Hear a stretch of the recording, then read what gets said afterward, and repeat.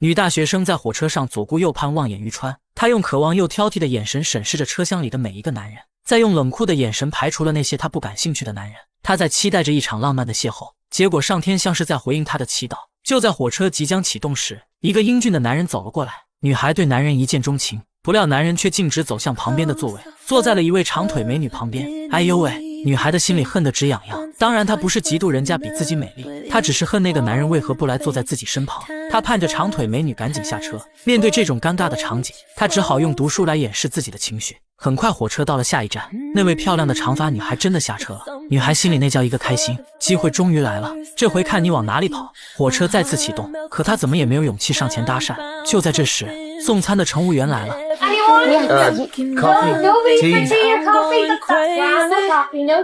这让本无交集的两人同时陷入了相同的尴尬，他们只能相视一笑缓解尴尬。就这样，他们竟然打开了话匣子，一路上嘚吧嘚嘚吧嘚的说个不停。女孩从聊天过程中获取了男人的基本信息，程序员一名，疫情期间搬到哥哥家居住，而男人也收集了不少女孩的信息。在校大学生因为学校停课而乘坐火车回家，两人继续聊天。就在这时，男人以脖子不舒服为由换到了女孩对面的座位。女孩好奇地问：“你跑到我对面干啥呀？” Prefer to sit facing the direction we're going in, that's all. Now you're sitting the opposite way. Yeah, but I'm facing you.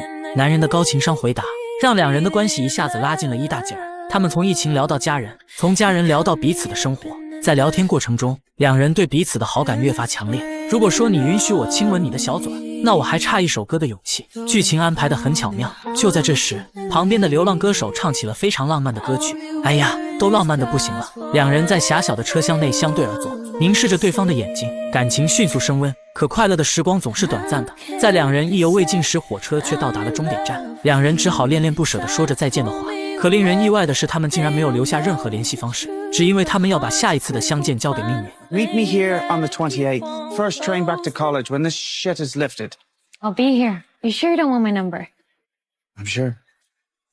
You'll show up. 天啊，那可是命运啊！你们怎敢在命运面前如此任性嚣张？不过这个离别的场景的确很浪漫。可刚回到家后，男人就立刻后悔了，悔不当初啊！悔不该当初自己非要在爱情面前故作深沉啊！可现在后悔还有啥用呢？男人正在懊悔，贴心的亲哥哥却火上浇油。他认为女孩一觉醒来就会把男人忘记，但男人表示不服。虽然只有一面之缘，但他不知道为何对女孩充满了信心。而另一边，女孩也将火车上的经历告诉了母亲。母亲一直都很期待从母胎就开始单身的女儿能谈一场恋爱，可谁知抓不住爱情的女儿，总是眼睁睁看她溜走。而另一边的男人当天晚上就失眠了，他只能假装用手机给女孩发消息，以此安抚想要抽自己大嘴巴的热手。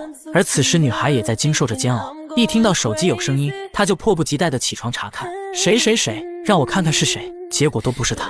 经历了一次次的失望后，女孩并没有绝望，她选择将她想对男人说的话全都记录在手机里。此时的两人希望时间能快得像时间那样转瞬即逝。为了消磨时间，男人开始整理房间，女孩也是如此。眼看距离约定的时间越来越近，可广播里传来了一个很大的坏消息，因为疫情原因，再加上寒冬将至，全城封禁将延长至3周，并且在此期间任何人不能离家超过2公里。这些外在的阻挠因素让女孩开始对自己产生了不自信，她认为男人应该不会因为爱情而违反封城规定。母亲对女儿的自卑很瞧不上眼，而另一边的男孩已经为此失魂落魄，他不想错过一场轰轰烈烈的恋爱，更何况他真的超级喜欢那个白白净净的女孩。而哥哥却劝他别傻了，还说女孩现在说不定已经和别人开始恋爱了，但哥哥不会知道。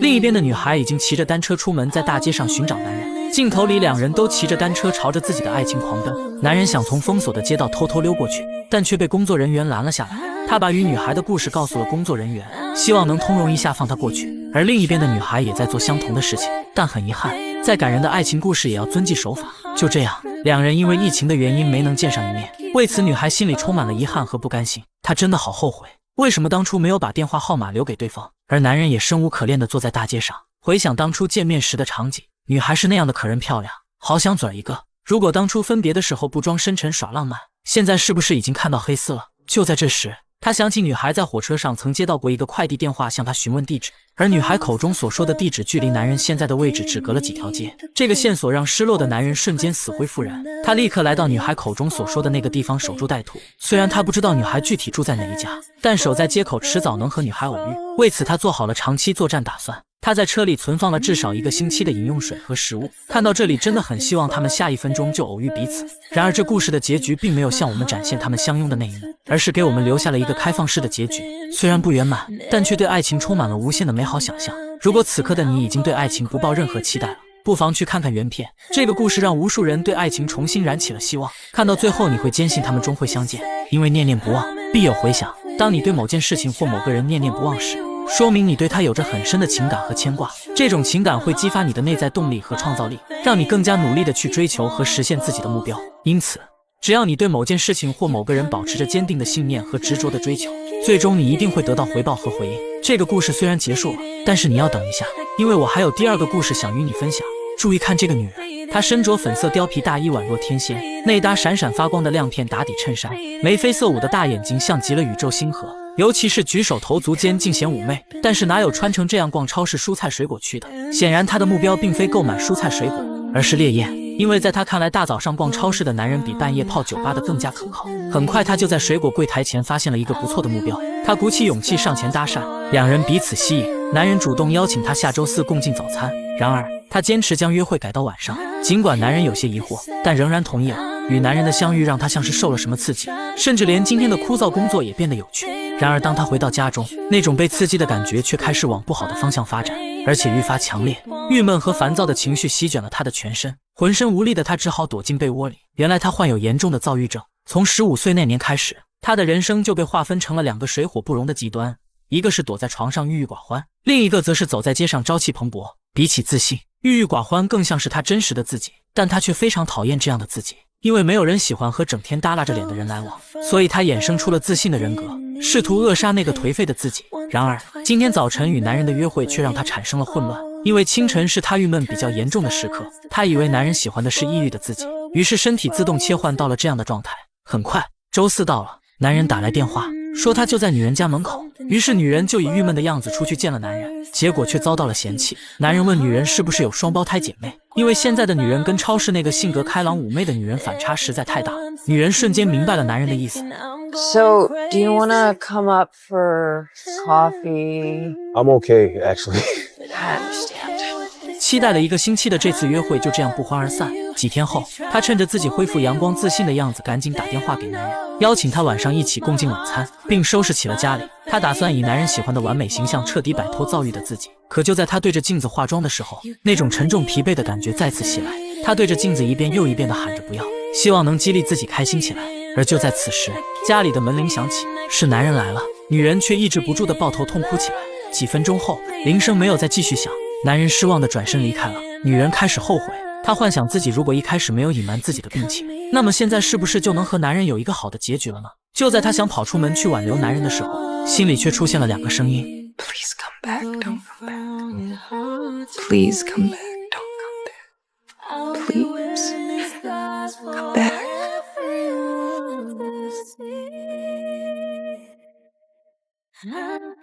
如果你感觉这个故事令人窒息，那在下就斗胆请你再等一下，因为我还有第3个治愈心灵的故事。注意看这位英姿挺拔的门卫大叔，他眼里藏着一把狙击枪，他一眼就看出眼前的男人是个渣男。女人刚和刚认识的男友告别，满心欢喜地往家走，刚到门口，大叔就告诉她你的男友不是好东西。被爱情冲昏头脑的女人当然不会轻易听信大叔胡言乱语，她不服气为男友辩解着，还自信地要和大叔打赌男友的人品。 I cannot bet on a certainty.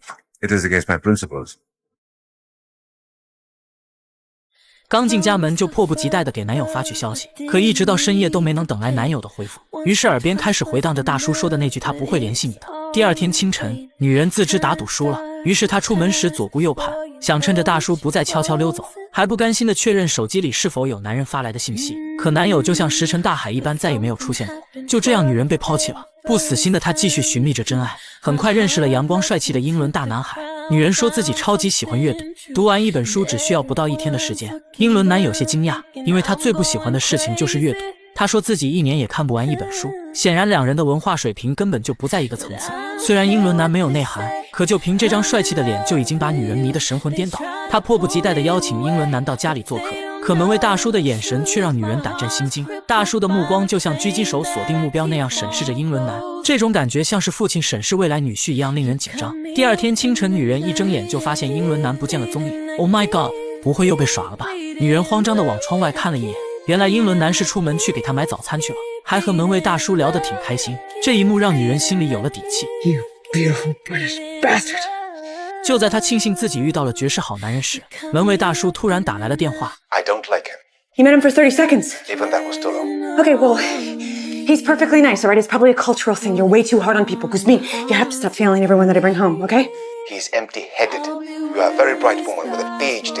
I'm only thinking of your interests. Please give him a chance, all right? He is very polite, and he is sexy, and he is accomplished. 女人心想，这个大叔真的讨厌死了，他巴不得我一辈子也嫁不出去。时间一转，来到几个月之后，门卫大叔的预言还是应验了。此时女人已经和英伦男闹掰了，形单影只的她又成了单身狗。但女人好像是得罪了上天，遭到了命运的惩罚，她居然怀孕了，这可怎么办？无助的她都急哭了，不想求助孩子的父亲，更不好意思向父母寻求帮助，无奈只好找到楼下大叔哭诉心中的惶恐。不知为何，大叔总是那样温柔，让女人感受到了理想中完美父亲的感觉。其实他想留下腹中的孩子，可又害怕孩子出生之后遭受没有父亲的辛酸。大叔告诉女人，不要因为害怕就去做一些让自己后悔一生的傻事，好好对待人生。死心塌地的睡上一晚，醒来又是美好的一天。女人非常感激大叔长久以来的守护。第二天，女人找到了英伦男，听说自己要当爹了，英伦男直接吓傻了，还让女人反过来安慰他这个窝囊货。女人信誓旦旦地告诉英伦男，她要留下这个孩子，她不会强求英伦男承担一个父亲该承担的责任。这下把英伦男开心坏了，从此之后他就再也没有出现过。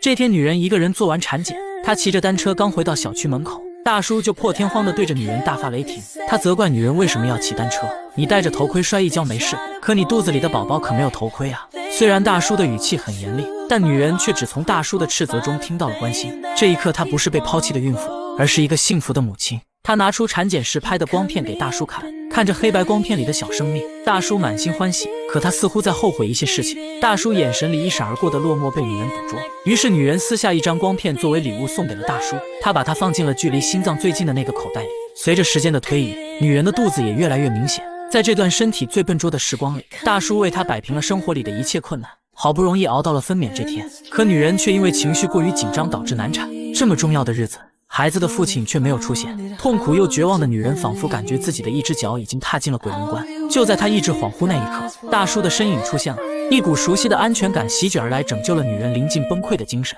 她顺利产下一个可爱的女儿。大叔小心翼翼地拎起婴儿篮，像是提着这世界上最珍贵的东西。他生怕周围嘈杂的声音惊醒了孩子干净的梦。四季更迭，春去冬来，大叔对女人的爱从未枯萎凋零，他像是一位和蔼可亲的外公一样陪伴着女人的孩子。三人同框的画面真的让人心头一暖。直到有一天，女人终于得到了那个争取了多年的工作机会，可地点却远在洛杉矶。尽管她一再强调自己不想去那里，但大叔敏锐地察觉到她其实很渴望得到那份工作。大叔心里明白，女人已经习惯了有她的生活，他不想离开这里。